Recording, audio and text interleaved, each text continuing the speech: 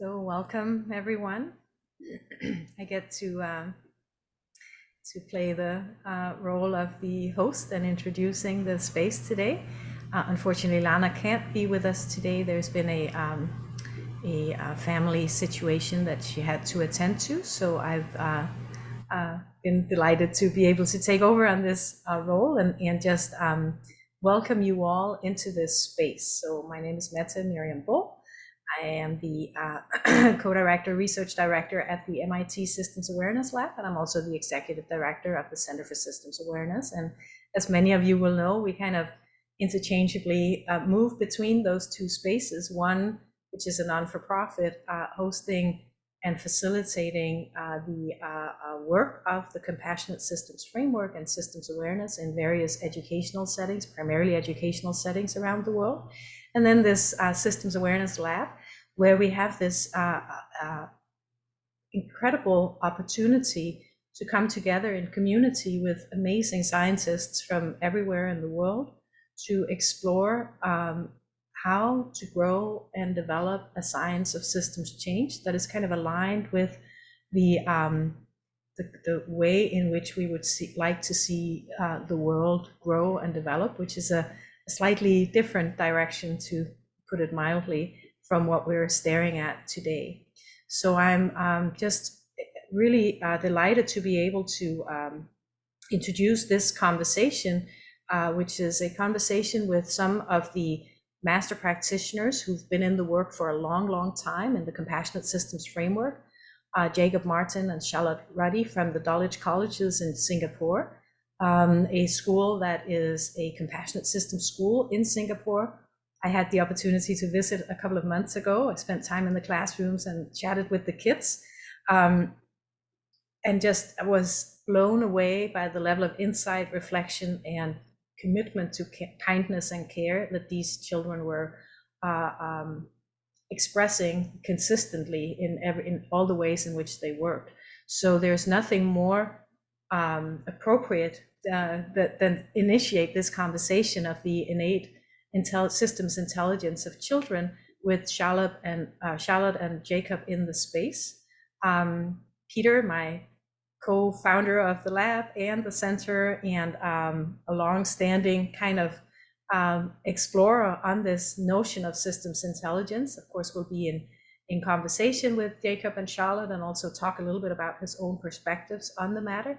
And then we're honored to host you, Jean, as well. Jean is a professor of child development and psychiatry from the McMaster University in Canada, and one of our friends and co-conspirants for the compassionate systems change in the world, and just really brings a depth of knowledge and wisdom into understanding the brain development and children's way of navigating these complex settings that we're all in today, and to just be able to facilitate a conversation with practitioners who are deep in the trenches of the work, and scientists and researchers who have been exploring this as a kind of a lifelong passion as well. So that's the conversation we'll all be able to engage in today.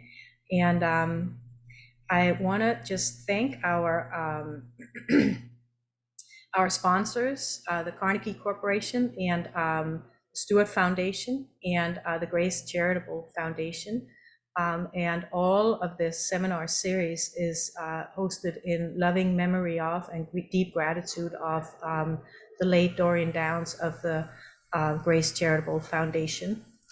In addition, just want to highlight briefly for those of you who haven't been able to attend these calls, that you'll have the calls shared. So if you weren't able to attend our initial opening conversation on Tuesday on this whole methodology that we're developing to study systems change and to study compassionate systems change, in particular, our systems awareness methodologies, that I had the honor and privilege of leading along with our great research team, Dr. Lana Cook and Dr. Lucas Herrmann.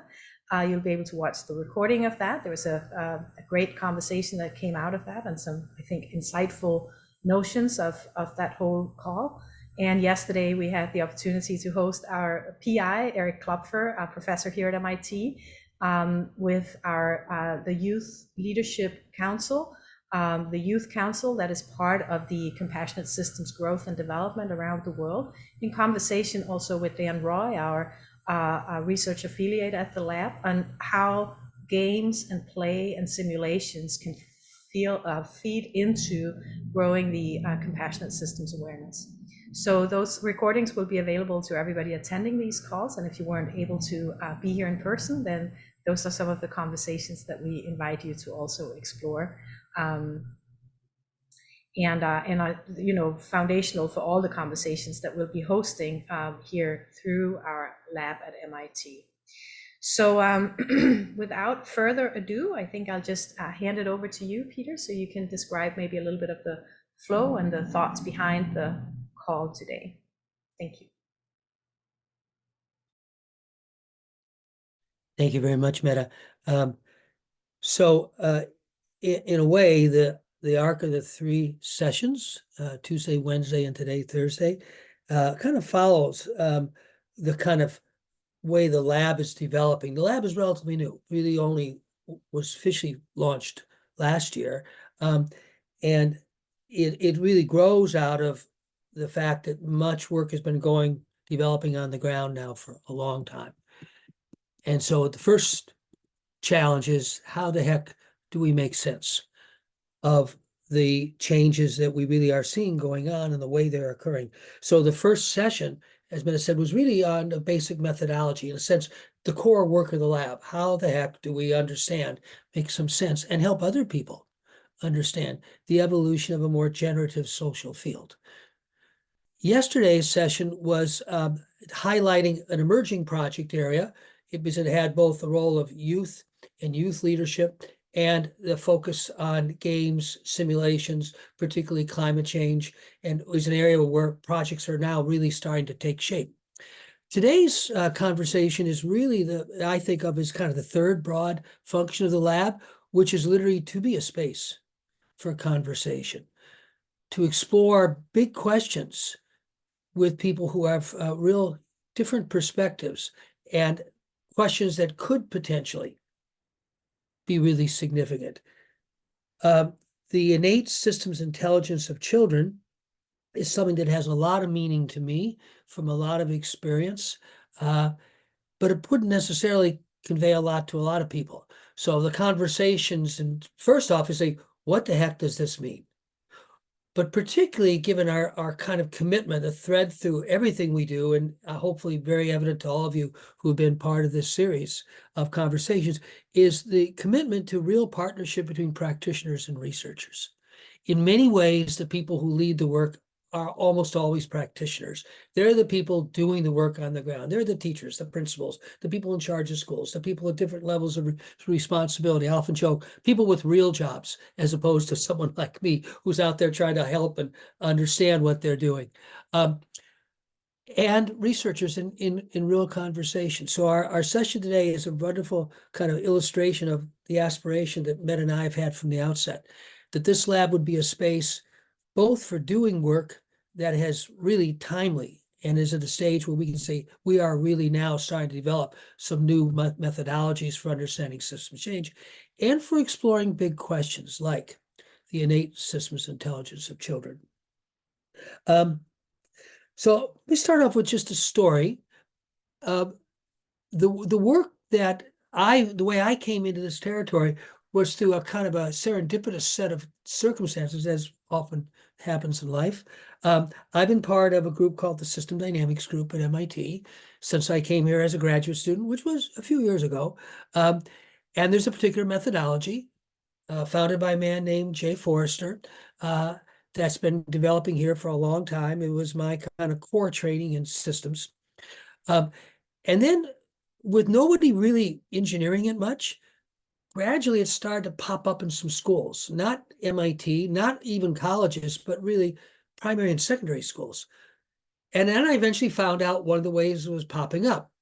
There was a wonderful man. It's fun for me to mention him, just like it's very important for Meta to thank Doreen Downs, the elders who are no longer with us, who are really important in the evolution of the work. There's a man named Gordon Brown. If you Google Gordon Brown, you'll find out actually one of the more significant persons in the history of engineering education. He was the dean of the engineering school at MIT during an epochal period where MIT kind of not alone, but was a real leader in reinventing engineering education to being truly science-based. But you go back into the MIT was founded in the late 19th century. At that time, engineering education was trade education. You just learned how to do things. Gordon realized, along with a lot of people, that the pace of science was accelerating. Therefore, you could be really well trained today, and 10 years from now, because of the underlying science changing so much, you would be unqualified as an engineer. Therefore, engineering education needed to be science-based. It seems kind of obvious to us today, but in 1920, it was not obvious. After Gordon retired, he and his wife settled in Arizona. And then I think one day, this is the story was told to me by one of the educators, he ambled down to the local middle school and said, "You really ought to be doing systems thinking in your school." They said, "What the heck is that?" Well, Gordon's student was my mentor. Gordon's student was this person, Jay Forrester, who became a very eminent engineer and then eventually invented this field called system dynamics. So within a few years in this school, they were starting to do the stuff that had previously only been done at places like MIT, and really at that time, literally just a small number of universities. And they were doing it in a middle school. My wife and I visited there, I don't remember, 1995 or something like that. And I was kind of blown away. Wow, these kids, it makes a lot of sense to them to really understand complex dynamics.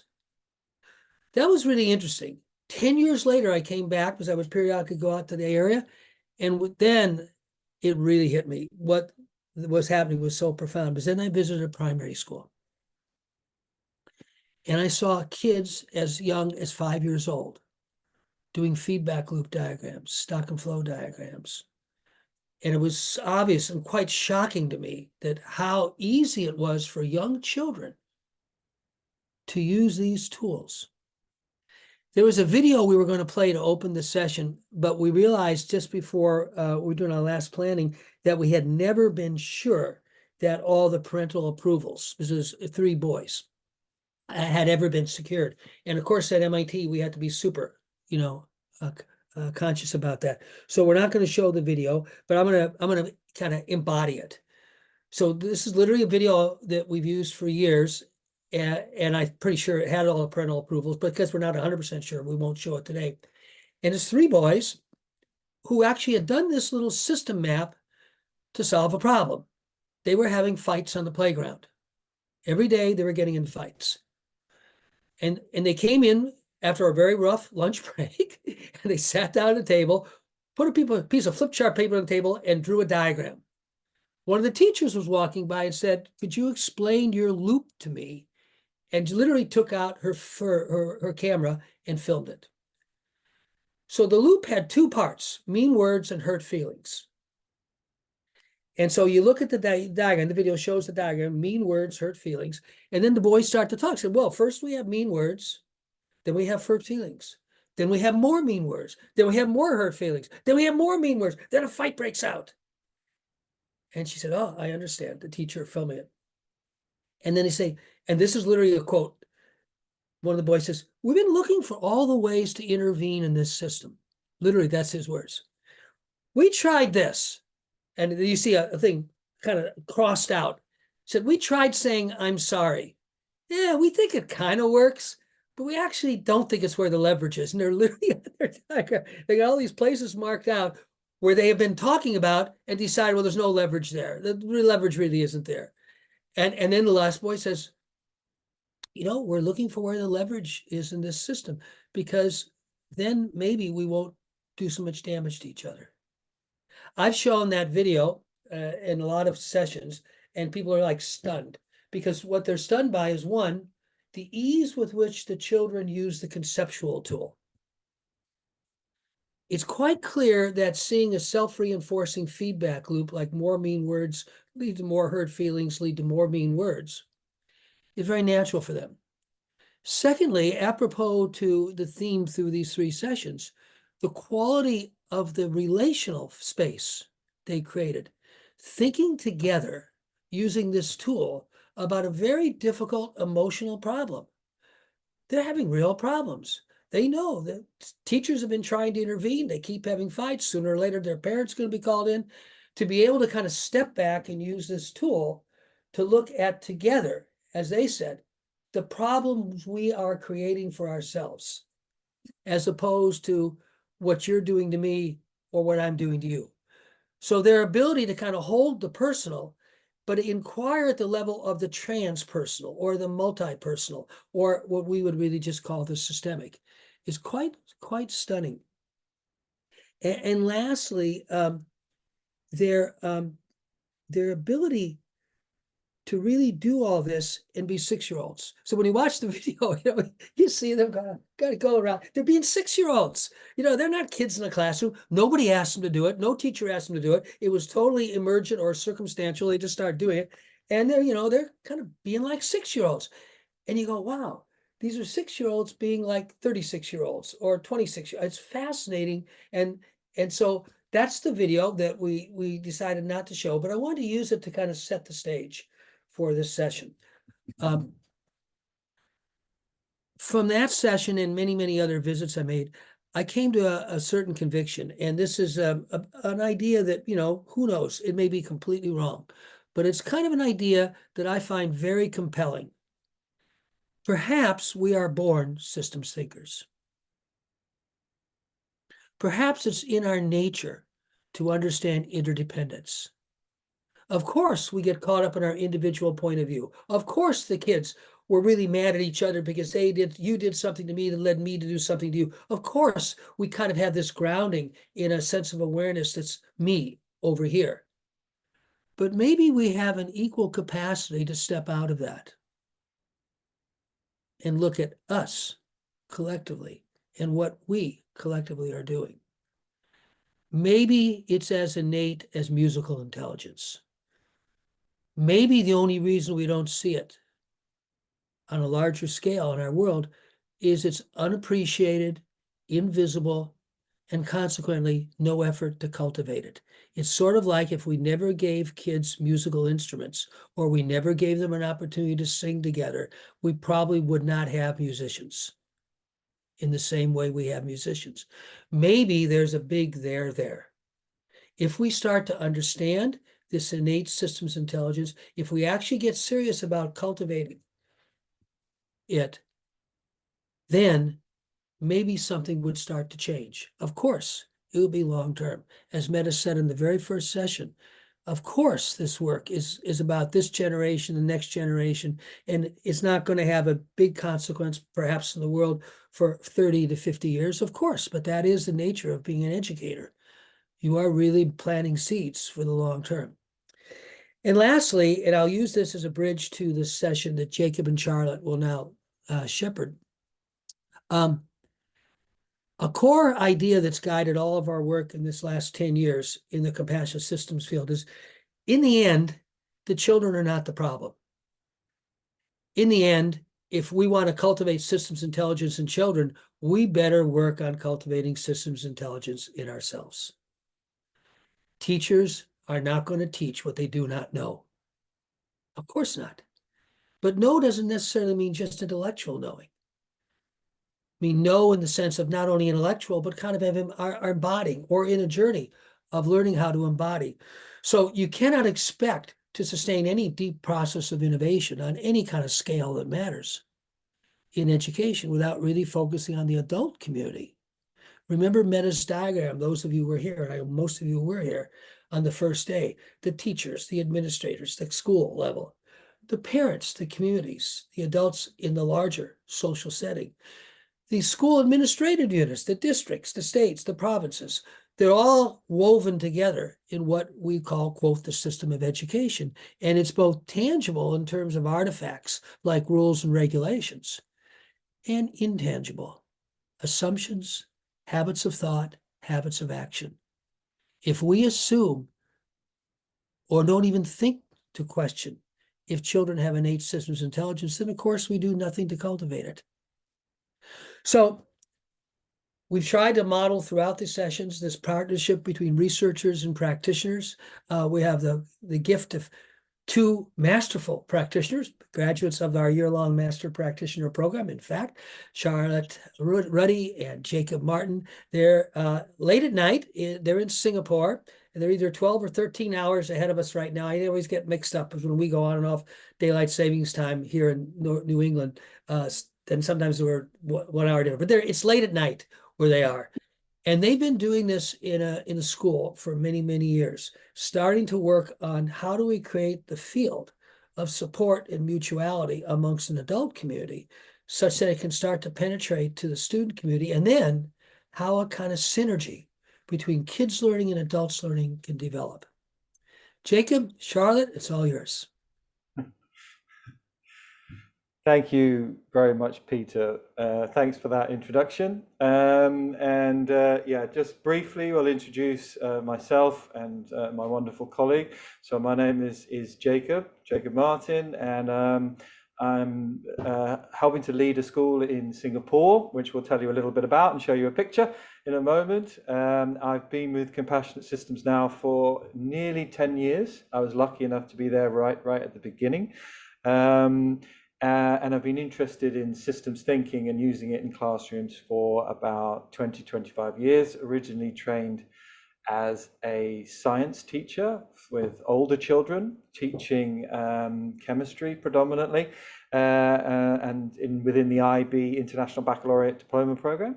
But now, having realized the error of my ways, I now teach mainly systems thinking routines and compassionate systems to children ranging from about 4 years old up to 18 years old. So that's me, and with me today, well, for me this evening, is my wonderful colleague Charlotte. So Charlotte, do you want to introduce yourself? Yeah, I'd love to. Hello, everyone. It's great to see you all. My name's Charlotte, and I'm based in Singapore as well. I'm in the junior school, which in the States, I think is elementary, so age 7 to 11. And I'm the assistant head or assistant principal who oversees all of the pastoral care and wellbeing systems in our school. I was privileged enough to do the Master Practitioner course in 2019, and then also the Holding the Space course as well last year over at Garrison, which was absolutely fantastic. So can't wait to share some of our ideas with you all and then hear thoughts and feedback afterwards. Jacob, I'll hand back over to you. Okay, so here's a picture of our school. Here it is in Singapore. You can see it's got quite a lot of jungle around it. Then behind that, obviously, you can see the city in the background, but it's fairly large as an institution. We've got about 3,000 students present. And those students come from a number of different cultural backgrounds, national backgrounds. We've got about 54 nationalities present and about 30 languages spoken at the college. The college is divided into 3 schools, just to give you an idea, and we're going to talk mainly about our youngest children, our 3-year-olds, going up to 13 years old, but we're also working with the older children now as well, 13 to 18-year-old. So our journey with systems intelligence, or this innate ability of students, younger students in particular, is now about 5 years old in the school in Singapore. And I think as a teacher, certainly having now taught all age groups, I echo what Peter said, that we notice with our youngest learners, particularly our students who are sort of the 3 to 6 years old, that one, they're naturally compassionate individuals. Right? They come into the school like that. They come into the school compassionate, thinking of each other, noticing the links that they have between themselves and other human beings. And they also come into the school as natural model builders. When you're teaching in what we would say elementary context, junior school context, or any age between 3 and 11, you're teaching in a really quite conceptual way, using the big ideas as your framing points for most learning experiences. And those two things I'm not sure why, that's why we're here, but by the time children get to 7 or 8, and the only people I can blame is us, the teachers, and the education system, as was talked there by Peter, is it somehow ebbs away. It somehow sort of ebbs away, and that grasping of big ideas and the ability to construct models seems to become like it's like a muscle that has not been trained, and it's sort of atrophied away slightly. And you also notice other things, of course, as they get older, sort of a naturally more competitive sense develops between the students, and that can lead to problems in the playground, as described by Peter, or problems just in general in their relationships. So what we were determined to do was to look after and nurture that innate systems intelligence that our youngest students have, but also look after that wonderful openness of spirit and natural compassion that children have when they arrive age 3 years old. And to make sure that throughout the college, of the 3 schools that make up the college, we created an opportunity for students to continue to exercise that muscle. So to continue to exercise the system sensing, using systems tools as well, but also hopefully nurturing that fundamental understanding of the interdependence of all living things. And I'm just going to end my little bit before I end to Charlotte by telling you a very little story, a little short story about the forest school. So on the picture of the school, just here at the front, you can see a very thin, unfortunately, strip of trees. And there's a field behind it. And that's where we have our forest school for our younger children. And they were noticing that every 2 weeks, when they went down to look at their grasshoppers and their crickets and their spiders, there are quite a few that are really interested in the spiders and more interested in trying to find snakes. And they were noticing that every 2 weeks, all the praying mantises and all the spiders and everything seemed to disappear. And the only thing they were left with was swarms of mosquitoes. And they started talking about it. They started chatting about it. And then they started using sticks to draw causal loops in the mud in the forest school floor, and started to have discussions about what had happened and how come there were so many mosquitoes and all the rest of the animals had disappeared suddenly. And then 2 weeks later, they would come back. And after a few weeks of discussion, quite a few of the classes started linking loops together. And they realized in the end that what was happening is that every 2 weeks, the whole site of the college is unfortunately fogged, mosquito fogged, with some pretty nasty chemicals all around the outsides to keep malaria and giardia and various other diseases at bay. And it kills all the mosquitoes, okay? But actually what it does then is also kill all of the predators in the natural environment that the students were interested in. And all of the eggs that the mosquito larvae, of course, are not affected by the poison. So 3 days later, the place is absolutely awash with mosquitoes and nothing to eat them. And they figured all of that out without us intervening. That was their own innate systems intelligence. But before we got there, we had to make these spaces safe and create the kind of fields where that thinking can happen. And so I'm just going to hand over to Charlotte now, and she's going to talk you through a little bit about how we've gone about creating those spaces. Thank you, Jacob. So social fields are so fascinating, and it's really difficult to list the key ingredients that make up a social field. What might be really generative in one situation might not be in another. And if only there were a really simple methodology or a recipe where you could add things in, the world would be a very different place, just imagine. But one thing since being introduced to the compassionate systems framework that both Jacob and I have really developed is that sensing of social fields and how these grow or develop in a short or long time span, what they feel like and how you can generate them or even manipulate them. I'm hesitant to use that word It's hard to explain and it's really hard to put into words. And sometimes we find ourselves leaning towards the expression, that gut feeling. You can just sense things. You can sense the atmosphere, the feeling in the room, and you know what's going on. So a core foundation and something that we started working with in the Compassionate Systems framework was a three-parter of a practice, a journal, and a check-in. And we began by embedding this in our junior school, elementary school, with all staff and all students. And when I say all students, in this section, they're age 7 to 11. And when I say all staff, I'm not just referencing the teaching staff in the classrooms, but also our school counsellors, our teaching assistants, our librarians, absolutely everyone. It had to be inclusive.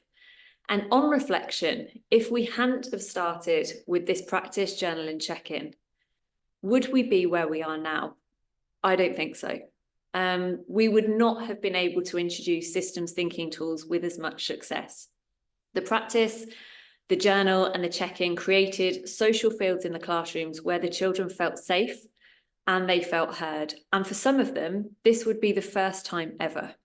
Active listening was a key focus. Children who had never ever felt listened to before, suddenly they felt respected because someone was taking the time to hear them. Children who had never been able to express emotions openly and with vulnerability, suddenly were not only encouraged to do this, but they had role models. They had adults and other children that were modelling and showing them how to do this.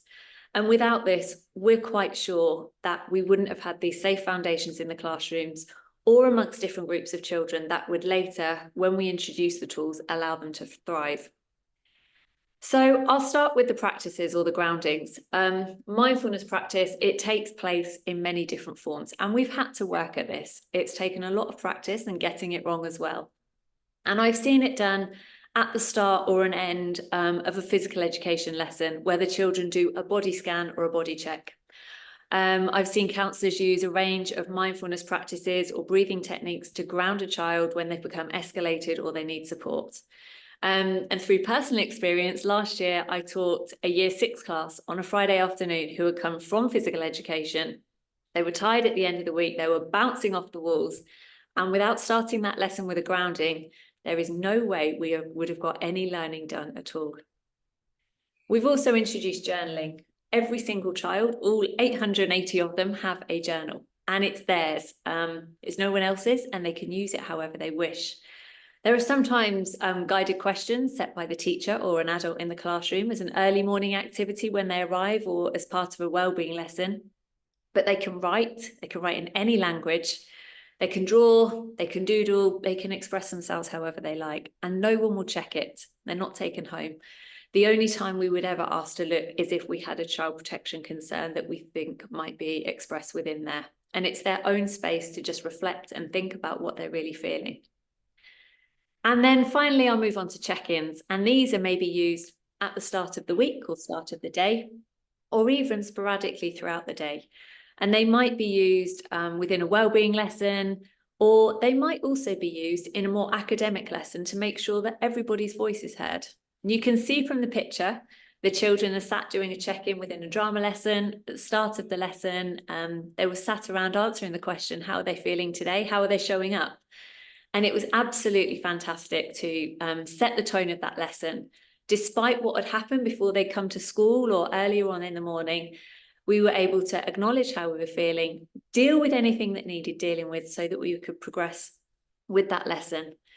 And through trialing lots of different check-ins in different situations, the favourite one of all of them is the back-to-back. They absolutely love it. And given the choice, they'll sometimes say, Miss Ruddy, can we do the back-to-back for this one? They'll choose it over any other. And I wonder why this is. Do they enjoy sitting closer physically to another person?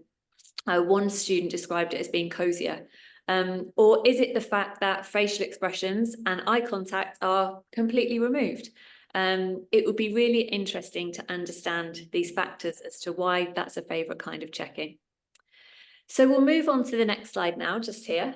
And I thought it would be really interesting to show some of the different examples of how children check in within the junior school within our educational context. There are different check-in charts. that the children have co-constructed with their adults in the classroom. So every single one is different, and they use these in the morning. And you can see in the top left-hand corner, there's an emotions wheel for the older children where they chat and go and check in with one another about how they're feeling, why they've put their name on there. And some children do it in another class, you can see on the photo, by scanning a QR code and then having a more personal or private one-to-one check-in with a teacher. Some younger classrooms have pegs that they clip onto emotions, or some have lollipop sticks in buckets so their name's hidden. And this week I was in a classroom where I saw something that I'd never seen before, and it's a little bit left field, so bear with me. And as I was covering a lesson for a teacher that was away, I noticed in the classroom that there were 4 or 5 little birds' nests that looked quite real, but they weren't, placed around the classroom. And there was one by the door full of beautifully drawn little colourful birds, one for each child. And as it turns out, when they come into the classroom, they pick up their bird, and around each of the 4 other nests, there's emotions, and they go and put their bird inside one of those nests nearest the emotion that they're feeling. And then another child will go and stand near them, and they have a conversation. They check in at the start of the day to talk about how they're feeling, how they're showing up. Now, this, you can probably tell, wasn't an adult designing it. They wanted to do something a little bit different.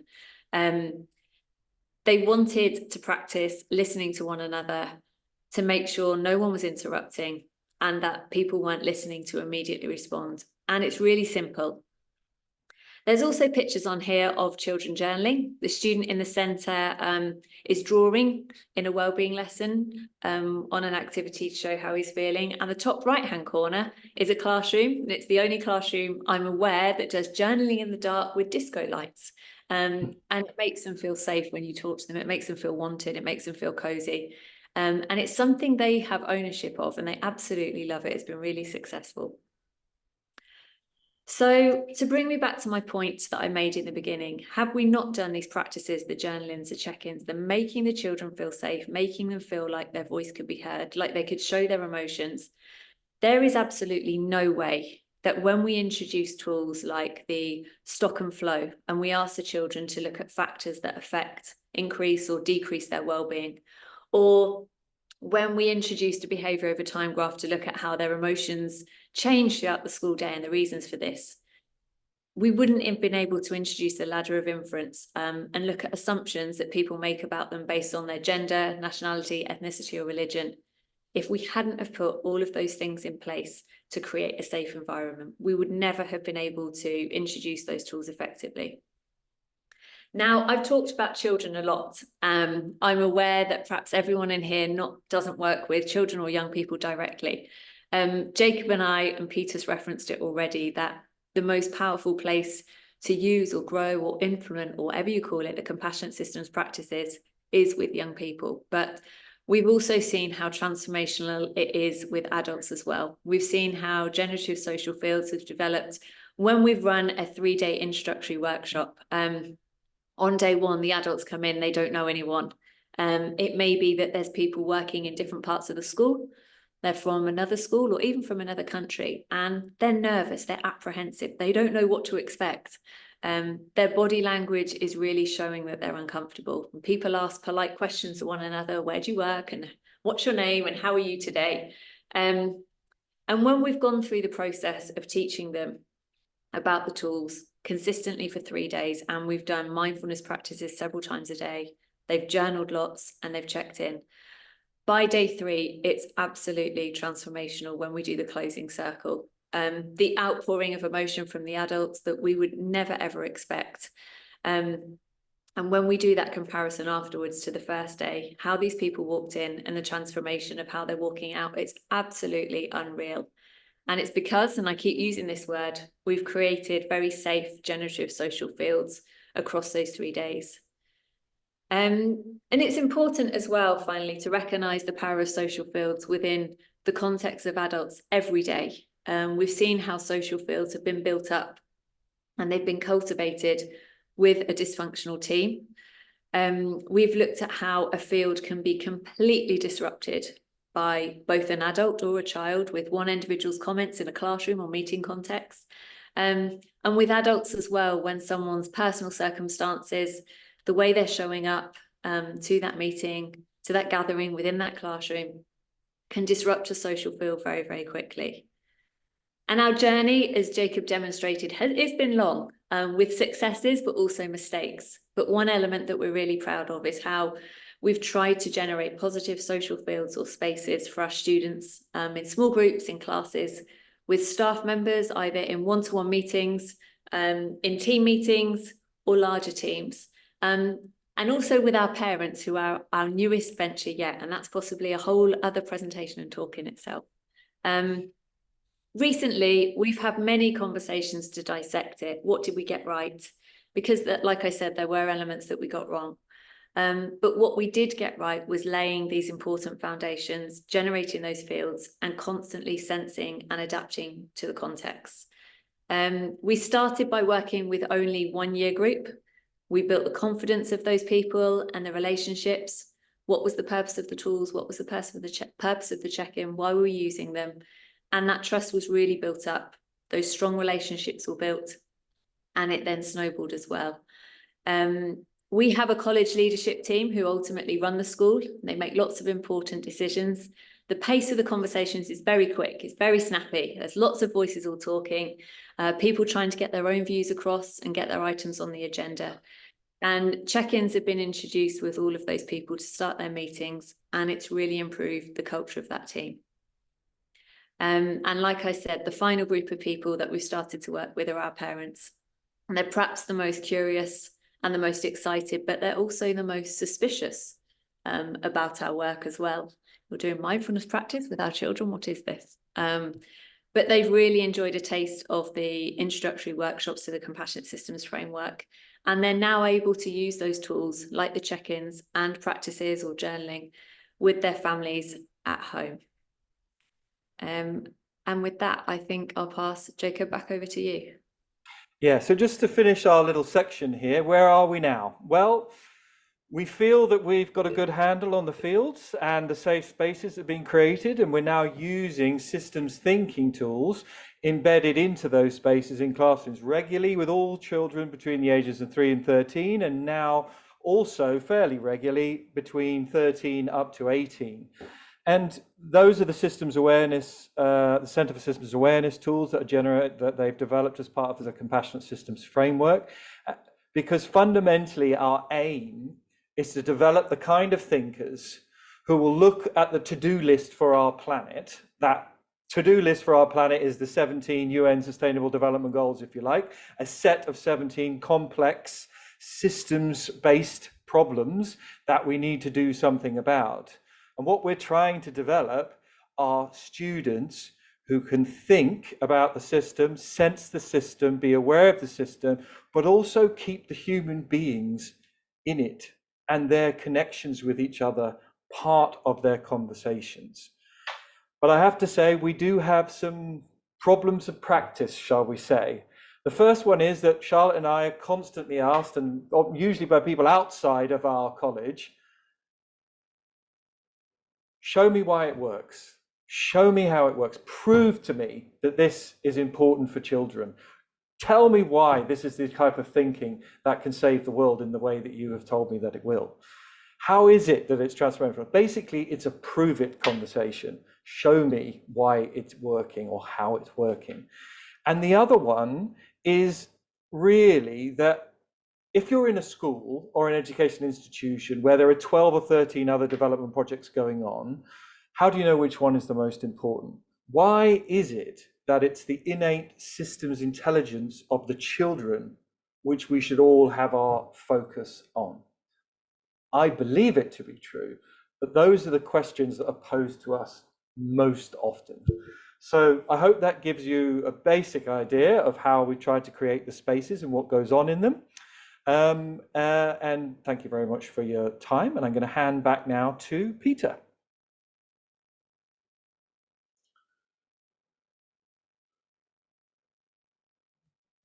Thanks so much, Charlotte and Jacob. it's wonderful to listen to your journey, having watched it from afar and seeing it in different episodes. It's really fascinating every time to kind of see the next corner you've turned and the next stage. I want to bring Jean into the conversation. Jean is an eminent child development psychologist in Canada and relatively new to this particular work. I think probably the sort of particular tools and practices that Charlotte and Jacob have been illustrating are ones that probably resonate intuitively to you, but probably 3 or 4 years ago, you wouldn't have even known what people mean by check-in. So that's, of course, really super useful for us, because it's one thing to have people who've been so immersed in this field like me, I can only say my whole life. And then have people like you who really are coming into it from outside, but have real points of connection. So Meta introduced you before, so I won't say much more than to say it's been a tremendous pleasure for Jean and I to get to know each other. She really is a wild Scottish woman living in central Canada, and just a wonderful spirit. Jean, as you listen to Charlotte and Jacob, what really resonates for you in the context of your work? Well, do you know, Peter, it's a fabulous question because there's so many things going on in my head. And at the root of so much of what Charlotte and Jacob are talking about is a profound, deep respect for the personhood of the child. I'm in this, the belief in the competence of the co-creative abilities of children just shines through so very much in what they are saying.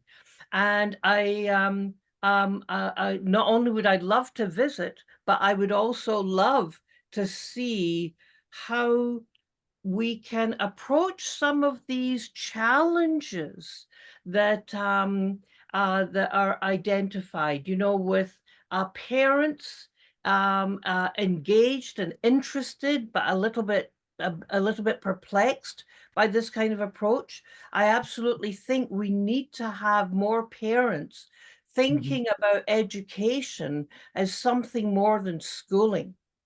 That it is about the development of all of the capacities. And I love, Charlotte, your examples, and Jacob, your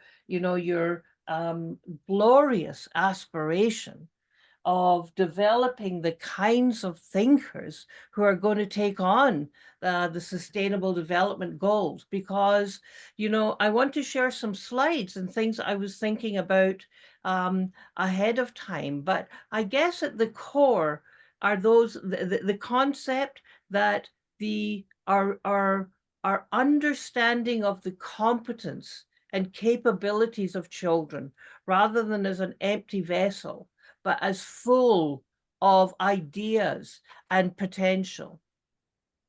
I think the other big thing is that if we continue to have an education system that keeps thinking about what I've described as stuffing the duck, which is, force feeding the curriculum that I think you need to know in order to be successful.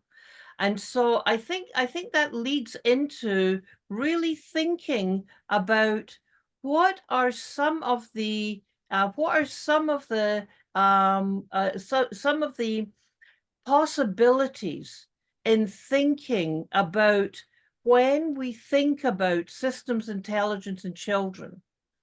What are we starting from? What is our base? What is our basic assumption? And I'm just trying to get my slides up. What is our basic assumption? And so what I'd like to think about, and I want to kind of bridge. I've been a clinician for 35 years as an infant, child, and adolescent psychiatrist. But I have been a bridge between research, which I've been involved in since my, from creating an enhanced 18-month well baby visit to studying bullying in the schools. I've been involved in research throughout my career. And what I really believe is that we need to be thinking about not just the micro details, the granular details of what do we do with children, but we need to think upstream to say, for myself, rather than being in the stream catching kids as they fly by in the river and I'm catching as many as I can, how can I be upstream preventing the children from falling into the river of distress and dismay and disorder? And to me, when I met Peter and Meta and started learning about systems thinking and compassionate systems thinking, I had this massive aha moment that if we can create the conditions where children and the adults in their lives are truly thinking about what are the I want to go beyond skills, attitude, and knowledge to that internal sense of knowing and rightness. And, we think about in Canada here, we think very much about Indigenous ways of knowing. And if we think rather than how are we going to accomplish the high stakes testing results that we want, instead of that, we think about how are the decisions that we're making today resulting in sustainable world 7 generations to come. So we need very much a mindset shift. And a big part of that, and I see this in everything that Charlotte and Jacob and Peter, you have said, is that we need to be thinking, I would suggest, and many in the world are saying this, that we need to have a shift in our education system, moving away just from academics. And then on Wednesday afternoon, you do a bit of social and emotional learning, and that's it, to really thinking about a beauteous integration as we see with the practice, journal, and check-in, that this is happening in every way, in every day, in every interaction, that well-being and academic achievement are not two separate strands. But when you have a view of the child and a view of the educator as competent, then you create a different world.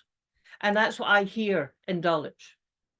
Now, here's the challenge. This series is about bringing together clinicians, practitioners, and research. And so here's a provocation. We have heard so many times, I come from McMaster, which is where the term evidence-based medicine was developed by Dr. Dave Sackett. And so we say no data, no problem, no problem, no action. But my question here is the kind of data that we're seeking, like the ladder of inference, what data do we seek? What data do we focus on?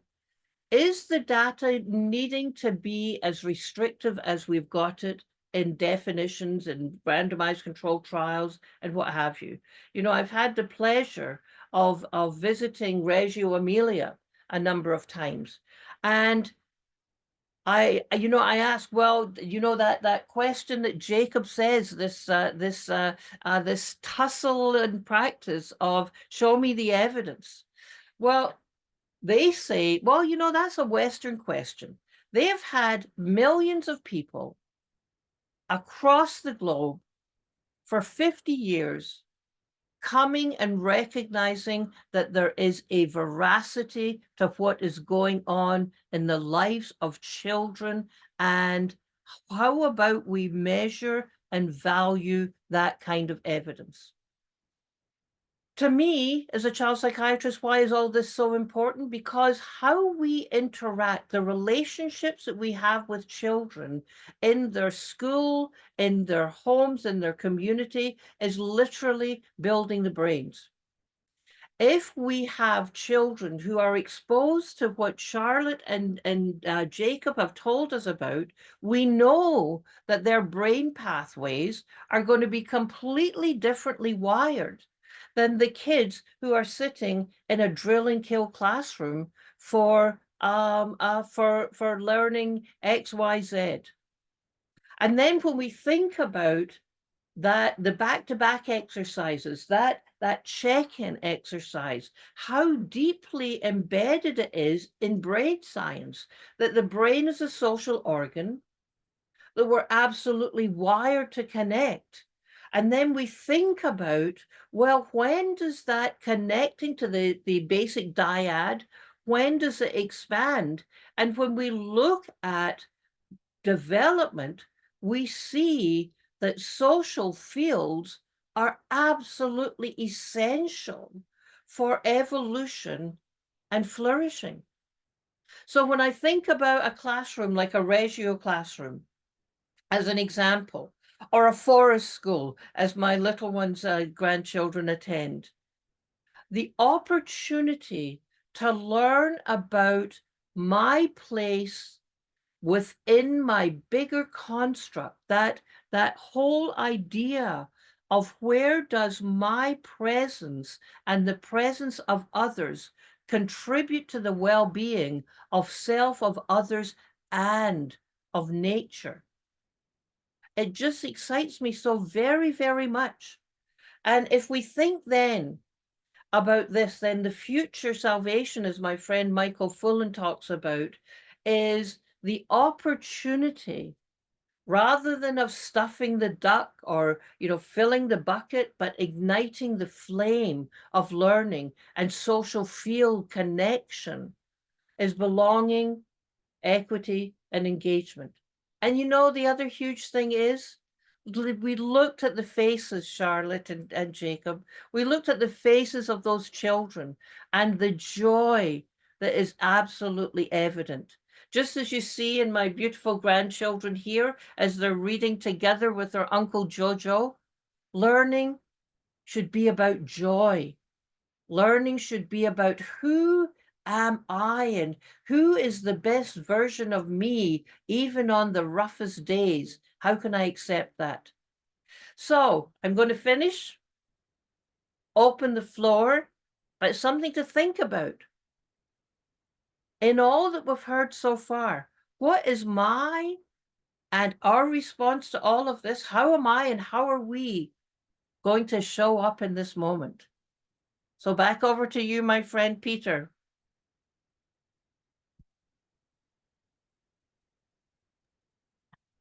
So thank you very much, Jean. You can probably get a feeling pretty quickly why Jean has folded into and then now starts to kind of pull along in her own distinctive way all the work that's going on here.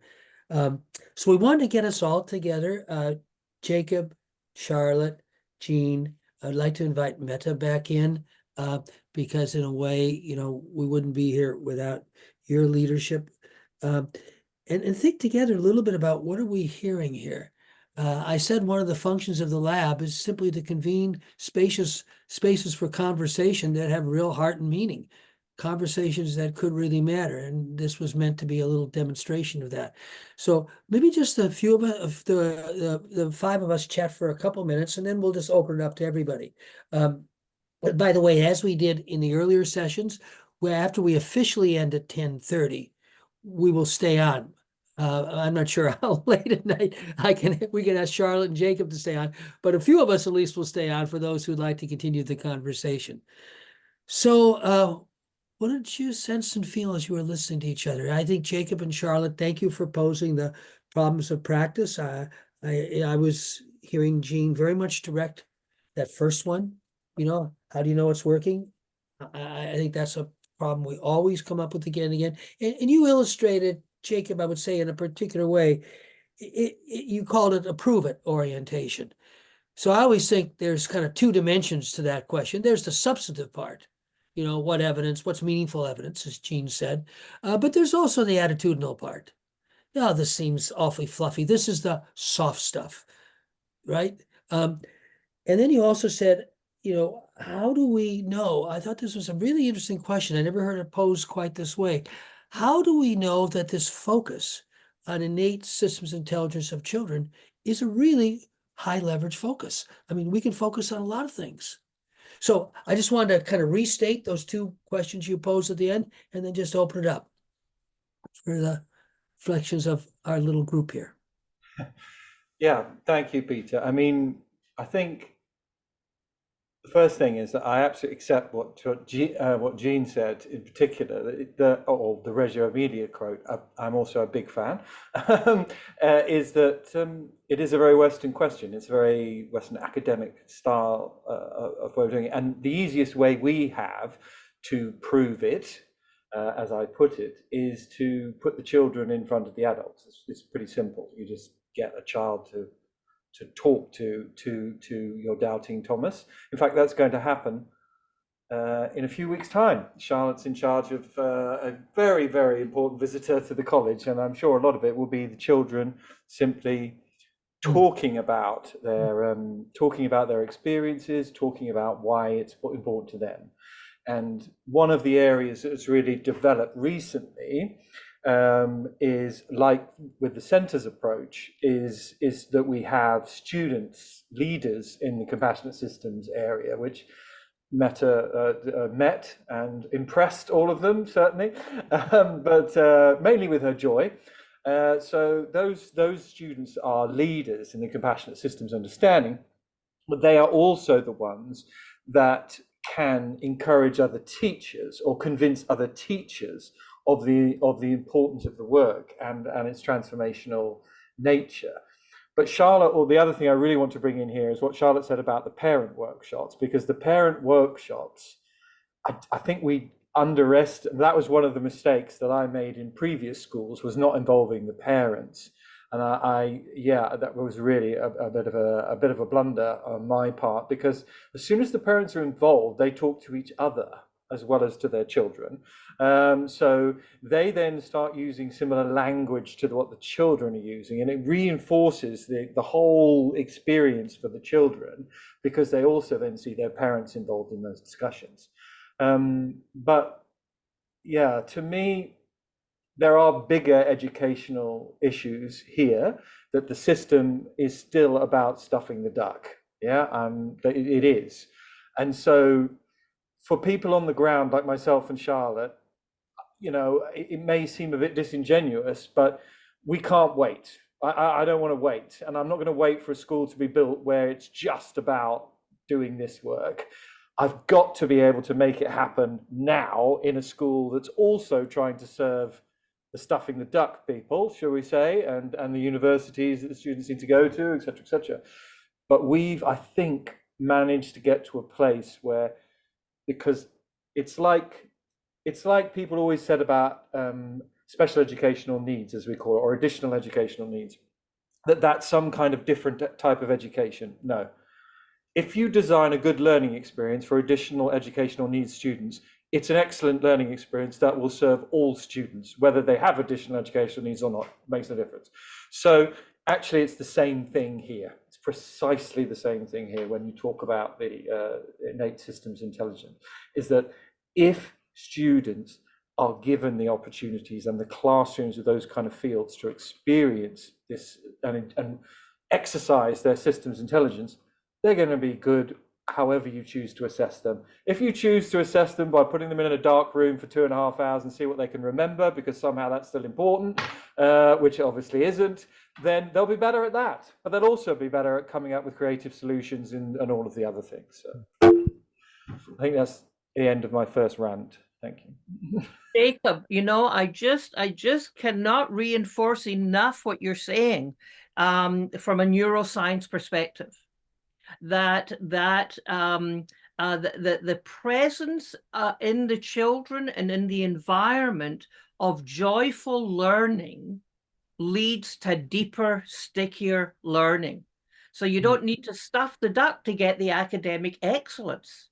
But when we know from the neuroscience that I feel, therefore I learn, that's Mary Helen Immordino Yang and others' work by Damasio.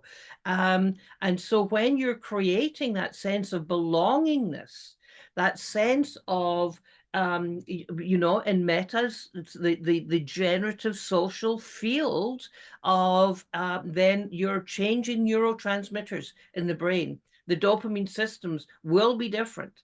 So yeah, and actually when you bring your special person in a couple of weeks and they talk to the students, their brains are also going to be changed, by the way. It's interesting.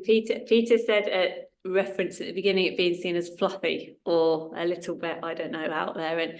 And I hold my hands up, I was one of those people. But all of the adults that we generally work with, we don't have to do a lot of convincing. It's not like a sales pitch. And if we think about, and Jacob chip in here, all of the workshops that we've done, both with members of staff and parents, we've had very little that by the time they've walked out after 2.5, 3 days are not completely convinced that this is the direction the students need to go. And we've had a couple of sophisticates at the start of the sessions that have asked us questions, very academic questions, to maybe try and catch us out and show that we're not the experts, but even they have come around. And in a parent workshop as well, I'll never forget, and Jacob, you'll remember, I think we'd done ways of showing up, and we said we use ways of showing up in the classrooms.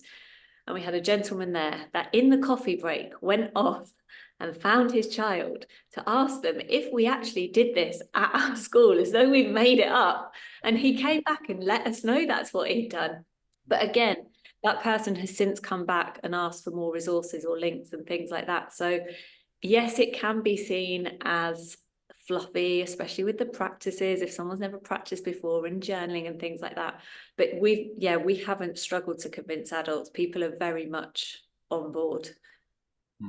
And just to come back, one thing you said there, Charlotte, is that whenever one of the things I noticed at the beginning when I was trying to use the systems thinking tools, that when they didn't work for me, it was because I had planned an experience where the students weren't given the opportunity to develop what we've come to refer to as a personal anchor. So a personal anchor is a combination of some kind of tuning in exercise whereby they can experience, or perhaps, I mean, one of the people on this call is the actual expert in this area. Trina, I know you're on this call, but experiencing experiential learning, a simulation of, say, not having enough water or not having sufficient food for a while, or whatever it happens to be. So you can create, there are lots of ways of creating the personal anchor, but once you've got that, then the systems tools have the power to transform the learning experience. Whereas either the experiential without the tool, or the tool certainly without the generative social field and the systems awareness part, they don't produce that outcome. And of course, it was so obvious when I realized it, but it's the same for adults. It's exactly the same for adults. So as Charlotte was referencing there, once they've been in the workshop and they've experienced that, and then they get a personal anchor when they start thinking, yeah, I think I need to do more mindful practice myself. Yeah, I need to use this tool on me, not on my children. I need to think about the way I'm showing up when I talk to my children. Once they're doing that, you can't help but have a personal anchor, because it's about you. And then you don't have to say, please do this work, because they want to. I thank you, Jacob, and everyone. This is super inspiring and also quite humbling, thinking about everything that's grown and developed over this last 10 years where we've been in partnership, really trying to grow our compassionate systems change in education. And then listening to you all is just very invigorating and sweet. One thing that I think we're constantly touching upon is that, you know, with the notion of profound interconnectedness, that's kind of implied in the social fields and in everything you said, Jean, and just how relational beings we are before we are anything else. I'm curious to, you know, if you would be able to describe some of the ways in which you have had to change in order to be able to lead this work in a way where it really resonates with other people. Because I think that's often a missing dimension, right? We think, oh, this is great for children, and now we insert it somehow in the classroom, but we forget that the people who develop it and bring it into the spaces of the children haven't necessarily internalized it themselves, or not necessarily. We see that with, mindfulness and education or social emotional learning really often, right? That the educators who are supposed to carry this forth haven't actually done the practices themselves. And I know you both have, like, extensively. So I'm just kind of curious if you could touch upon what some of the places where it somehow clicked. And I, of course, particularly looking at you, Charlotte, because I know you came into the space and was like, why am I supposed to do all this? What's up with this, right? And then that gradual change that has been quite sweet to watch from a distance just has really informed your work. I know we've had this conversation many times. Yeah, and I think part of it, we did a lot of work when we started with one particular year group, and we gave up huge amounts of time to go into classrooms, and almost going back to like everyone being a newly qualified teacher, and we team taught together. So the teachers watched us talk about the different tools, and then we partnered with a teacher and did it together, and someone else would watch, and we went to planning meetings. And as for the mindfulness and the grounding, that takes practice. It's like learning a sport or playing tennis or kicking a football. You've got to practice, and like learning a new maths concept, I think with things like this, you just expect to be able to do it straight away. And it's about perseverance and determination. And it's also, there's an element of being brave and a bit gutsy. The first time you sit in front of a set of children or a set of adults, to them, you're the expert. They don't know that you're terrified and you're nervous, and it's the first grounding that you're leading. And if you can find kind of that guts and that confidence to not fake it till you make it, because you've done your research, you know what you're doing, but you've got to start somewhere. They're not going to know if you go wrong or if you go off script.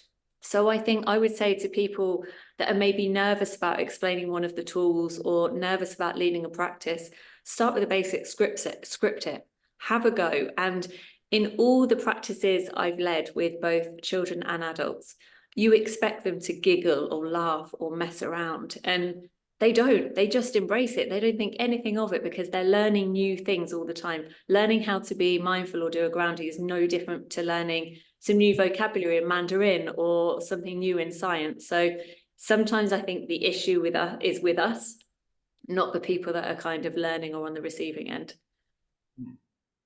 Yeah, I mean, you're absolutely right, Meta. It's like when I came to the Compassionate Systems, I'd been in senior leadership in schools for 15 years at that point, and therefore had implemented lots of different educational things that I possibly thought were very important at the time. I'm sure I did. And you can see from just looking at me that, I don't have any protected characteristics. I won the genetic lottery. So I am male, I'm white, I speak English. I couldn't be more privileged. It just wouldn't be possible. But one of the things that comes with that background is that if you do experience emotions at any point in your life, then you're supposed to sort of take those emotions and sort of crush them into a small ball and then bury them in yourself very deeply and not let anybody know that they're there. That's one of the things that sort of comes with the territory.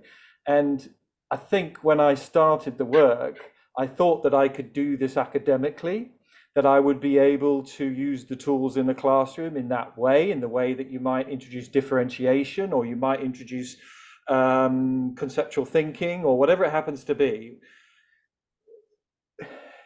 That doesn't really work, because the personal anchor needs to be with you as well. And it was only when I started applying the tools to myself and started the habits of mind that are generated from that. Once those habits of mind are there, then practice makes sense. Journaling for yourself makes sense. And these things become a part of who you are. And that's actually the crucial element in terms of its longevity and its capacity to grow. Because once someone experiences that, they don't need me and Charlotte anymore to say, this is a good idea to do it in your classroom, because it's part of who they are. And yeah, it's made me a different person. Yeah, definitely a better leader, I would say, better teacher, but also definitely I would say a better husband, better father, better brother. I'm not a very good brother, but I'm a little bit better now. Yeah, so yeah, I think it's transformational in that part, in that way as well. We're gonna have Thank you both. It's probably a good idea now to open up for questions. I see the chat is very active, and my I'm assumption sure the is there are chat's a lot of questions in the chat. So as Peter shared, we have about 11 minutes now for open conversation, and then for those who would like to stay on, we'll just keep the space open for a little while longer so that a more informal conversation is possible as well. And for the questions, just feel free to unmute and ask the questions. Oh, hi, if I can go first. Yeah, Hello, go ahead, Mark, Matt. Hello, Peter. Yeah, hi. So I'll go ahead. Jean, I love that you mentioned Mary Ellen Immordino Yang. I've just read her book, amazing. But anyway, I was trying to put a little bit of my experience here in Brazil. I work with parents. I'm trying to build this bridge between parents and the rest of the school community, the teachers and the coordinators and the students. And what they always pressure the school, the teachers, is about scores. I think everyone that works with schools is always challenged with that. But how this really works, my children scores will be better. How one thing leads to another, and they usually talk to me because they know I volunteer for Mensa, and it's a big thing here in Brazil. And I try to talk to them about the importance of experience and how experience shapes the way we think, instead of just, let me give you an example. I was talking to them about this video that I had of my daughter observing this tree with all the cycles of the butterfly. So there was this butterfly that had just erupted from the chrysalis. She was just opening and closing her wings, and the chrysalis that was still closed, and the caterpillars going around.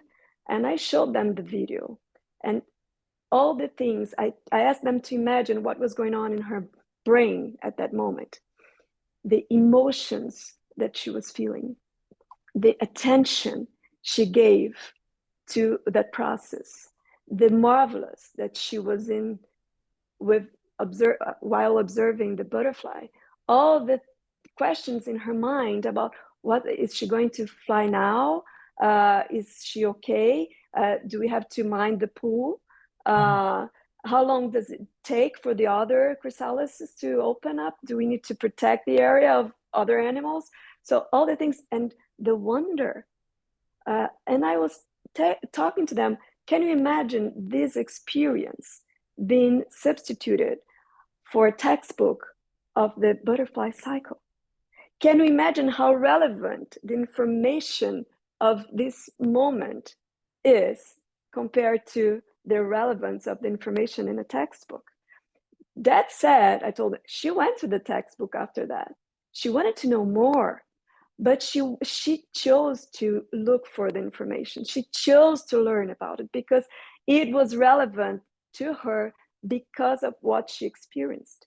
So that's the difference. You cannot substitute the experience. If you want to build this brain, this powerful brain that now has the capacity to look with the better understanding and awareness of the environment and see what types of butterflies are going by and what kinds of leaves that are connected to this specific tree that she knows has these caterpillars that don't hurt you. So the level of awareness and the differentiation that you get when you go through the experience with attention. Can you see the brain with those fine motor skills observing the scene, the level of concentration, the observation of your emotion, the need to share the emotion with others? So everything is built in there. So continue with the analysis of the duck. Okay, the duck makes all the difference when the duck chooses what to eat, when to eat, and how much he's eating, right? So that's, I just wanted to put this out there, so to illustrate everything we've talked about. Thank you.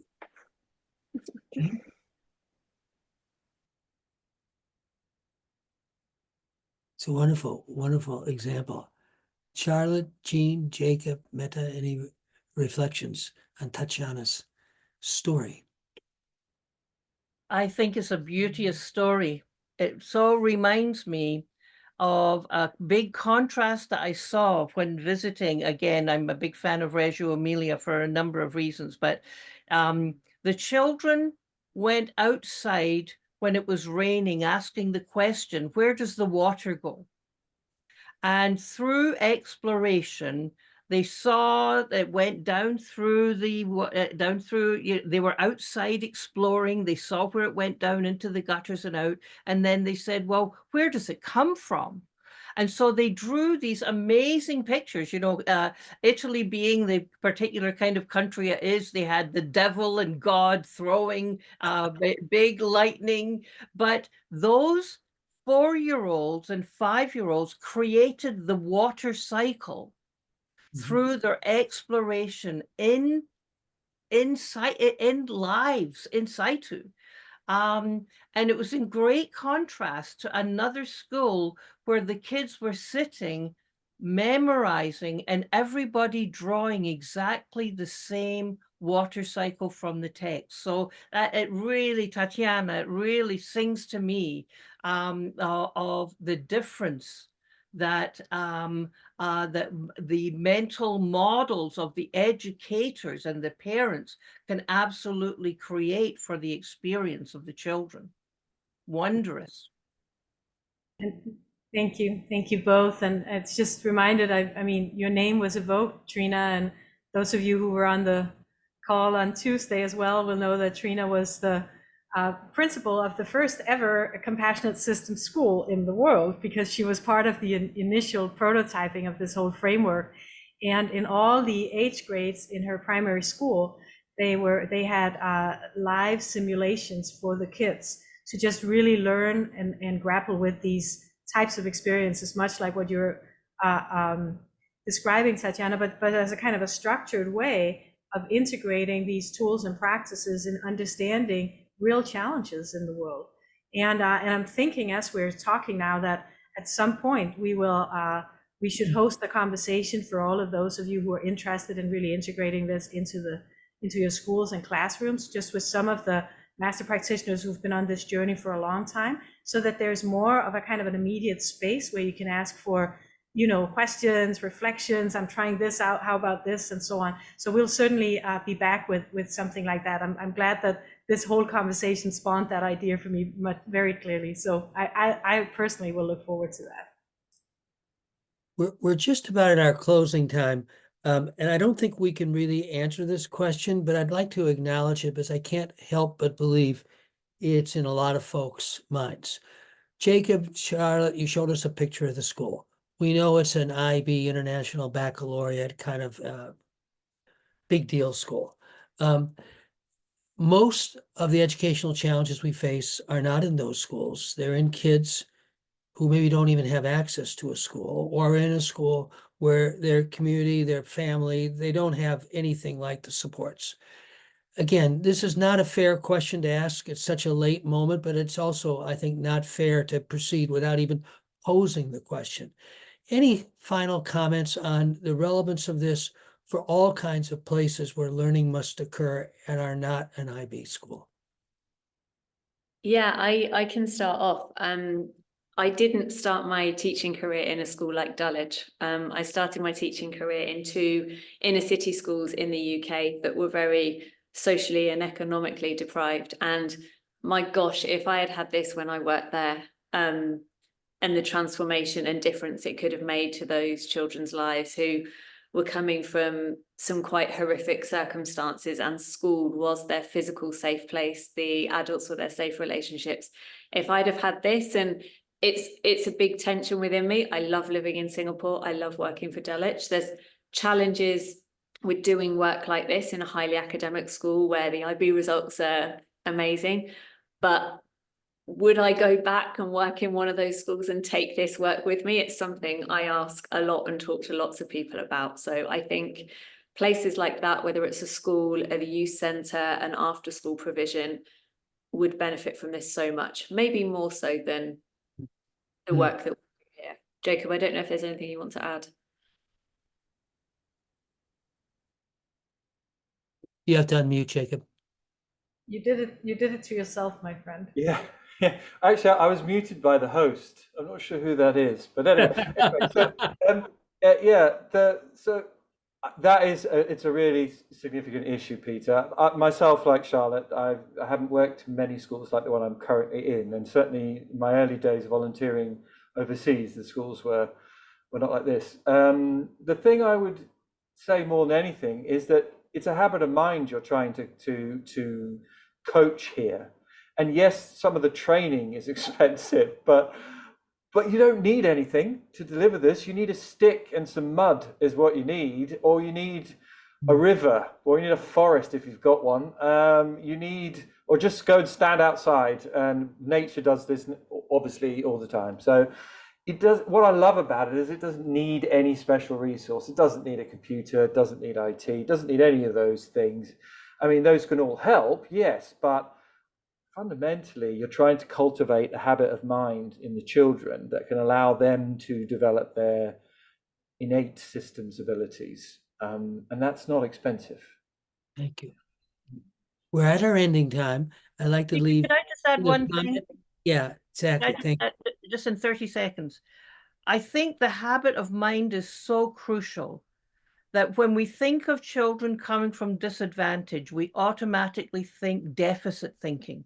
And we need to put that on its head and say that every child is a rights-bearing individual with competence. And it's not about catching them up or closing a learning gap. It's about creating the opportunities, the capabilities in the environment for them to be the best that they can be.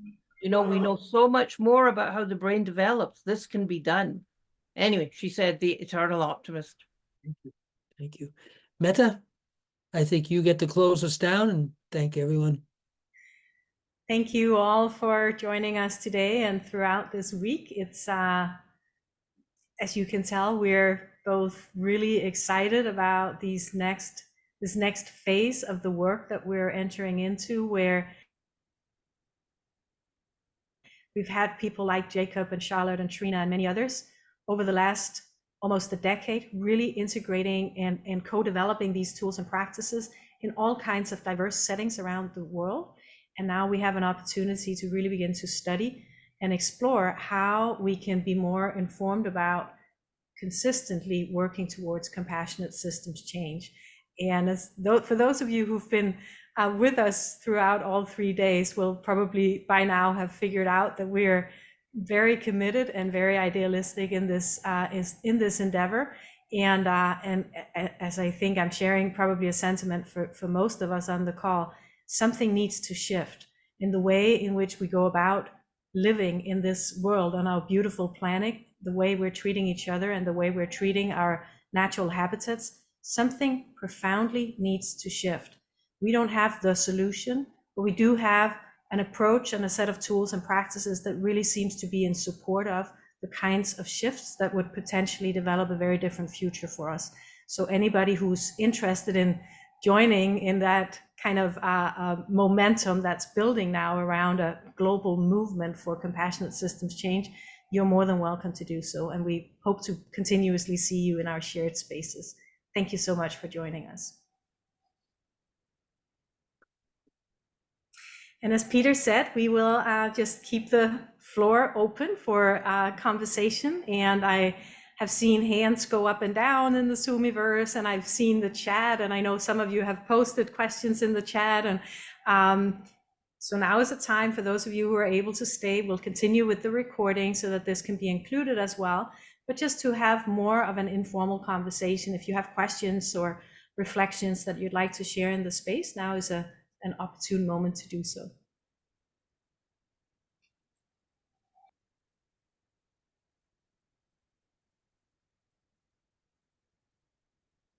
The up and down hand is yours, Shamal. I saw it. Thank you. I would like to take up on Peter's question, the one he posed, for which we don't have time. And it's a very important question. How do we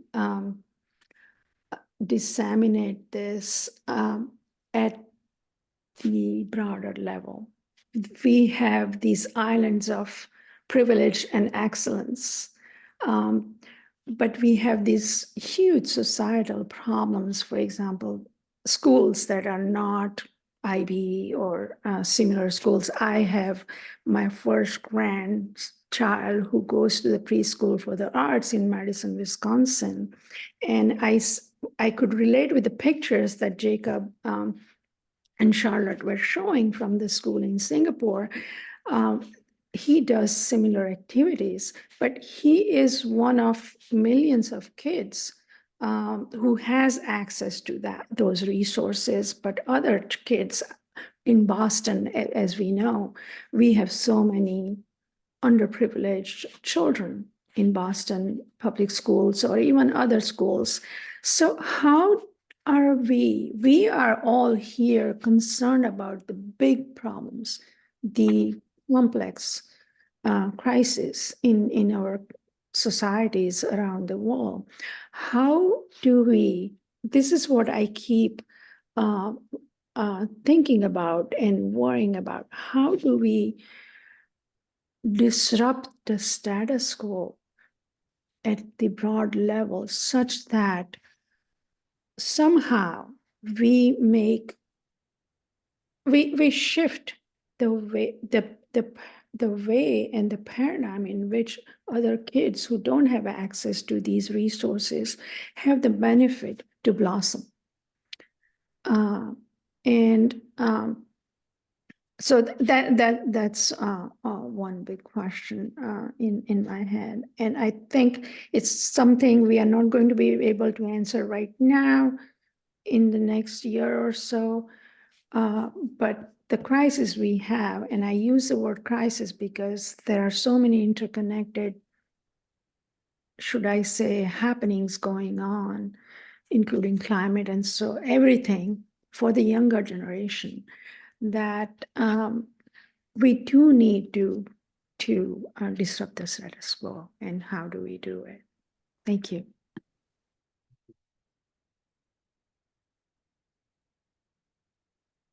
Let me just add one small reflection. One of the reasons a lot of the work has concentrated in the state of California is California has a unique level of commitment at the state level to what they call expanded learning. That's all the programs that go on outside of school, before school, after school, summer programs. These, of course, have a disproportionate reach and potential impact on kids who are the most at-risk learners. They're also led, usually, by people who come from the communities. So that separation of the teacher from the life of the kid is much less because the teacher is a person like you.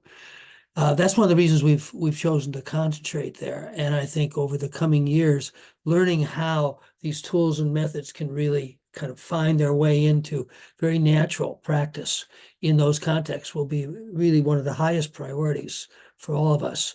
And I just repeat two things that Jacob and Jean said there at the end, which I think are probably touchstones for us all, because these are such complex emotional matters for all of us. One is, this really doesn't take money.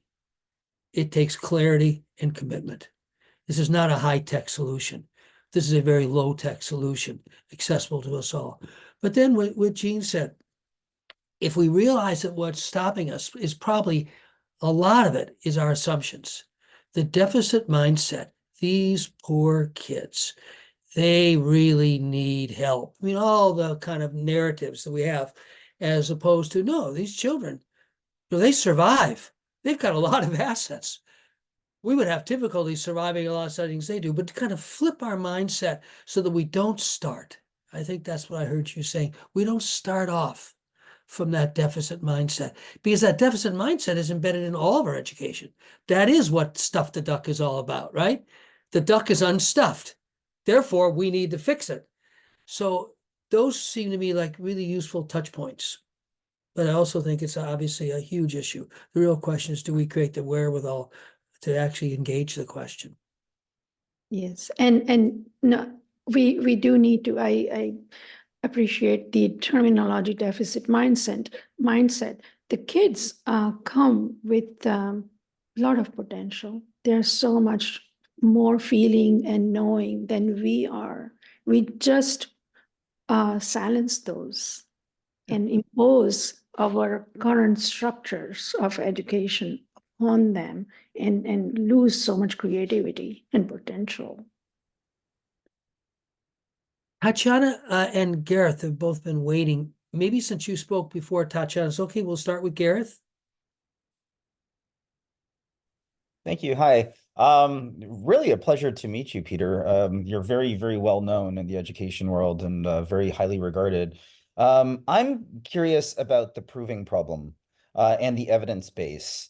And not so much from like a microphenomenological perspective, which is fascinating, but from the standpoint of creating comfort, certainty, interest in parents who are like one of the de facto users in like from a design thinking kind of standpoint of like the system. I think that really matters. And like insofar as like there's a really strong evidence base that goes beyond just like this comes from MIT, I think it's much easier to like affect a cultural diffusion process. And there's ways to like think about, okay, what are the power centers and how does that work? But I don't know anything yet.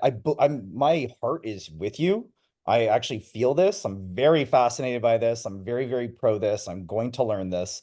But and even if there isn't evidence base yet, I'm interested in it because I think it can be created. That's my intuition. But if you wouldn't mind, could you please let me know like to what extent there is evidence to support the efficacy of this, and what is measured, what does it look like, and how strong is it? I think that's a question for all of us. I will shut up lest I say something really stupid. Thank you. It's been an interesting journey, obviously, Garrett, because part of the commitment that we've had in the whole process of developing this work has been not to go to the default kind of, and now we can measure the kind of low-hanging fruits in old paradigm ways of applying metrics to inform and underscore here's what's working, because we do not want to lose the subtleties of the stuff that we don't yet have much literacy about, like for example social fields. So as I was sharing on Tuesday, and part of the connection we also had on Tuesday, we've been prototyping, for example, this notion of generative social fields over the last 8 years or so with really masterful educational practitioners in the space and really broad-minded and curious scientists in conversation with each other. Unfortunately, Jean, this was before we knew you, or at least I knew you, so you weren't invited into those spaces, but we're really delighted to have you now. But just to really facilitate the conversation about what is it that seems to be working in some spaces and not in other spaces, that is recognizable. Even as I, as a stranger, enter into the field, I can feel that something is moving in it. And that's a lived experience for most of us. And I like, you know, having it akin to all other field theories in the world, even though most of those are in physics. Gravity actually worked prior to understanding gravitational fields, and electromagnetism worked prior to understanding the electromagnetic fields. So this is some of the same that we're in a process of really beginning to study and explore. One of the reasons why we're so focused on, you know, cultivating the aspect of awareness is that we can begin to discern the interoceptive awareness of people operating in the fields when they notice that the shifts are happening. That was what we tried to illustrate ever so briefly with the interview on Tuesday, so that there is a kind of a progression in it where we really want to understand what is the experience, the innate experiences of people who are in those spaces and they're noticing these shifts. is there a generic structure that'll begin to emerge out of these explorations?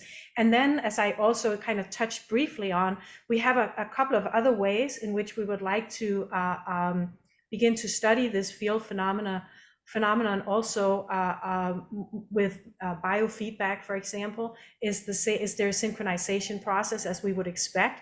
Usually people start to synchronize when they're in spaces where there's a kind of an alignment in the emotional expressions. So if we can begin to discern some of that, then we can have more understanding of what it takes to begin to actively cultivate these fields more intentionally. And that's really the purpose of the study. We're not, it won't be a randomized control trial or anything like that. That's not where we're at. But this whole, what Eric shared yesterday of kind of design thinking and the whole kind of strategy around research, where we're really trying something out, trying to tease out what we learned from it and then integrate it again. That is the approach we're applying. And then in addition, of course, there's been reports. There was a report, a kind of an ethnographical study of this system of support for expanded learning in California after we worked there for a couple of years, published through Stanford. We've had a report published through MIT, you know, just kind of findings and interviews with people and kind of the more anecdotal sides of the reporting of how it shifts for people and the intentionality with which it shifts. But we're deliberately going a lot slower than we could if we just wanted to kind of implement a contemporary research strategy. What we are in fact trying to do is we're trying to explore what might science and scientific approaches look like from the new paradigm that we're all in the process of birthing together, and then study it from that perspective instead. So that's the approach we're in. But stay tuned. We're very eager to eager is probably the wrong word. We're very committed to really making sure that we keep the rigor and the intentionality of the scientific traditions that have shaped these last centuries, but integrated in a new way into this new paradigm that we're hoping to see manifest. Super fascinating. Can I ask like 2 quick follow-ups? Sure. On the scientific side, and I'm not a scientist, I don't even know what I'm talking about, maybe in asking the question, but I'm curious about whether, because you're at MIT, like you're collaborating with like any like machine learning scientists, and whether they might be able to somehow like facilitate that sort of like data gathering through like neural networks or something like that. And secondly, more related to the practitioner side, which is where I am, in terms of actually like making this happen, there's a lot of things that actually make it a lot more sellable. And I'm currently trying to develop like a competency-based like approach to our curriculum and assessment structure, actually borrowing from MIT's, whatever that lab is called, kind of thing. Have you collaborated with them? Or is it that like you see that doing so might actually sort of like undermine sort of the essence of what it is that you're doing, as you sort of referred to previously? Yeah, we're in a pretty broad exploratory phase with potential partnerships internally at MIT. There's a lot of people here that we've collaborated with for a long time. The Jamil World Education Lab, of course, is one, and the STEP Lab, we have several representatives from the Scheller Teacher Education Lab at MIT. So there are ways in which we're consistently being kept informed about each other's work and trying to figure out what the best path forward is. With regards to machine learning, we're probably not quite there yet, because it feels to me at least that the structure of that new paradigm needs to be a little more realized before we can begin to implement stuff that would be immediately, very easily could pull us back to old paradigm thinking structures. So there is a kind of a dance and a balancing in that. But there are a lot of stuff that's going on at MIT that we are very inspired by, and is part of this next phase of the work. After we've established the lab and figured out what we're actually doing, this is part of the work that we're engaging in now. With regards to the from the practitioner sides, I mean, we do have a pretty solid process, I'll say, of having kind of worked with many educators, thousands of educators from different cultures and countries and different places in the hierarchies of education throughout this last decade. It's pretty clear that teams of people hope, ideally from the different hierarchical structures of the system of education, somehow need to come together and collectively learn this. We have master practitioners in all the spaces where we're highly focused and invested, like Charlotte and Jacob and Trina and others. And then we have a site development process that we have just, started up within this last year to work at the county/district/school level across the whole sector. And there's just various ways in which we found that something that generates enough agency on the ground to make the work grow. And our interest is, of course, to empower as many people as possible so that they can lead this work themselves. So we're the opposite of a kind of a classical consultancy in that sense, that we are trying to kind of minimize dependencies on us and really work as a community-based organization to empower the community of practitioners around the world to collaborate and show up together in these spaces to create the change, because single people can't do that, but groups of people can. So that's the approach that we've taken. Awesome. Thank you so much. I really appreciate it. You're very welcome. I'm watching the time, and just to let you know, this extra half hour is about to end, so we will end on the hour. I realize I'm a really bad co-host here, because I don't think I got us to say goodbye to Jacob and Charlotte, who were approaching midnight. So goodbye, Jacob and Charlotte, and thank you if you watch this recording. Tatiana's been waiting for a while, and Willie is also waiting. So okay, very, very quickly about the proof. I would like to send the example of Escola da Ponte, which is a Portuguese school, and José Pacheco. He's an educator for years and years. He works with unprivileged kids, and their scores went to the roof, and his approach is absolutely what we talk about here. So I'm going to send something in English for probably Miho. Yeah, send it to Miho. Okay, and that's a very interesting way to connect systems thinking and compassionate to what do we get from it in terms of grades. So, and something else, I'd like to know more, how can I get really into this work here in Brazil? All about this, and let me know how to make it happen here. It makes every difference in the world. And third thing about the sensors to prove what is a generative social field, serendipitously, I was talking to an Benio that I mentioned yesterday, and she's working with Elizabeth Torres, because it's all about what a practitioner does with the subject that makes kids that are not supposed to talk, kids that were not supposed to walk. So if they can do through and it's all about connection. She emphasizes this. You cannot teach, you can only provide the conditions in which the subject learns. Okay, so she has all this paraphernalia, the sensors to measure that. And apparently the results are amazing. So I think I'll send her contact as well. Please, that would be really great. Thank you, Tatiana. Willie? Thank you, Peter. Hi to everyone. Met and Peter, long time no see. We just after being last week in Boston and participating in the Foundation's One program, I was holding these questions in my trip back to Mexico, and it's regarding to this.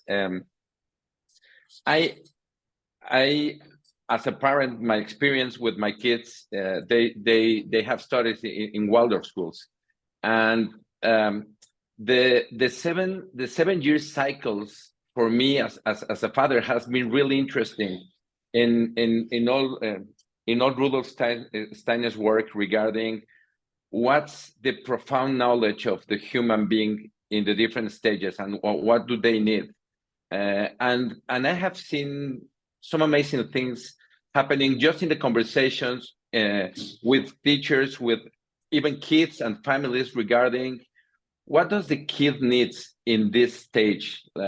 In the first 7 cycle is the purpose of that 7th cycle is to to teach the kid that the world is good. In the second one is that the world is beautiful, and on the third 7-year cycle, it's all about the truth when they are in the adolescence time. So my question is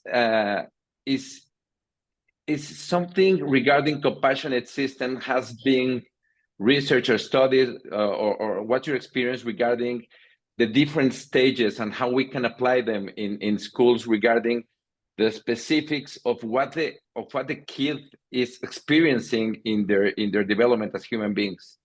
So, I mean, not trying to bring Steiner's work here, but only the mindset of what do the kid needs on different stages. So that's a question I'm holding, and I don't know if it resonates. I'm sure the question resonates with all of us. We know that it really matters. I'm sure if Jacob and Charlotte were still here, they'd have some interesting reflections. And I'm looking to see, I don't think Trina is here right now.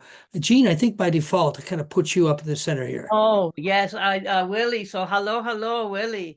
It's such a fabulous question, and one that we've discussed in our small group about so are there different stages in development that have accompanying ways of knowing at the same time? And one of our other big questions is, do children innately have a knowledge of this that they then lose? And I think that if we look to some of the theories and philosophies of people like Steiner, we can illuminate what is known from various perspectives in terms of development. So I think it's a brilliant question, one that we would love to have more participants join in with us to think and ponder about. Do we drone it out of kids? Or is there a natural biological, rewiring that goes on to another set of functions that leaves us behind? Fascinating questions, and great for exploring with open mind, because we may not get to know the answer for quite some time, but love it. Yeah, thank you. So I'm watching the time, and the one thing I do think I have responsibility for is making sure we do not run past the hour. So that gives us another 4 minutes. We don't have to fill the whole time. I think it's also just in its place to say that I'm just reminding people, which I probably should have done before 2/3 of the company left us, but that this is just a beginning of a seminar series that we will be hosting. Our aspiration is to host a monthly call with many more of the incredible scientific practitioners, scientists and practitioners who've been on this journey with us for the last many years, and just to make sure that those conversations, just as the conversation with Jean and Jacob and Charlotte, can be kind of elevated and held collectively, so that we don't have to go and read what science thinks about something and then go and talk to practitioners about it, but can really host the space of this shared mutual learning and understanding and trying to figure out things together. So stay tuned, and we will be sure to send out updates for whenever these get scheduled. And as always, there'll be plenty of opportunity to engage in those conversations as well. Yeah. We've been extraordinarily fortunate to have been able to develop this work. And as you might have gathered, initial prototyping was with the IB. That was a wonderful opportunity to work in very different cultural contexts around the world. And then, state of California, province of British Columbia, a lot of places in Southeast Asia. So right now we have an extraordinary array of really gifted practitioners. You get a feeling for that just by listening to people like Charlotte and Jacob. Extraordinary gifted practitioners who are really pretty advanced in doing it. We have a wonderful network of research partners, people like Jean, many others like Jean, very esteemed, and we're in the beginning process of knitting them. So these seminar series that Meta just mentioned is kind of our knitting circle. So please consider being invited to continuation of the knitting. I have so many notes from today. I just want to thank everybody for being part of what has been a very, very rich conversation. And I'm just going to refer back to one image and statement that Jean made, which seems to me is a very nice way to end. Your picture of the four elders sitting on the bench. And then your kind of statement of how do we kind of orient ourselves around our internal sense of rightness. In a way, to me, it's a beautiful statement or question to juxtapose with what's the evidence. We are in a place where we need to hold this modern, Eurocentric, Westernized, Western scientific. We use the word science as if science was Western science. We have Western science. Native peoples have had science for thousands of years. But we have to now, in this moment, hold these two. And so I just kind of closing with this need to hold this question of what's the evidence simultaneously with what is our internal sense of rightness. And it seems like a nice kind of juxtaposition to close the session. I really want to thank all of you for staying here for the whole time. Please do consider yourself invited to join and stay joined with the continuing of the conversation. And please unmute and say anything you'd like to close. Thank you all. Thank you. Thank you. Gracias. Muito obrigada. Gracias. Thank you. Thank you. Ciao, ciao. Thank you. See you in a few weeks. Au revoir. See you soon. Thank you. Wonderful. Hi, Peter. It's me, Savalai. Hi, Meta. Great to see you again, How are you? Savla. It's been so many years. Yes. I would really like to set up a call with you, Peter, with Nalin. Just try it. Start with Miho. She'll refer you. There's a Peter Assistant email address. Okay. So email Miho to set up Yeah, something. start with that. Then she'll get it. She'll sort it out. Okay. Thank you. I would invite Meta too, but I would really like Nalin to share everything. So I wanted to just keep it between like me and Nalin and Peter first because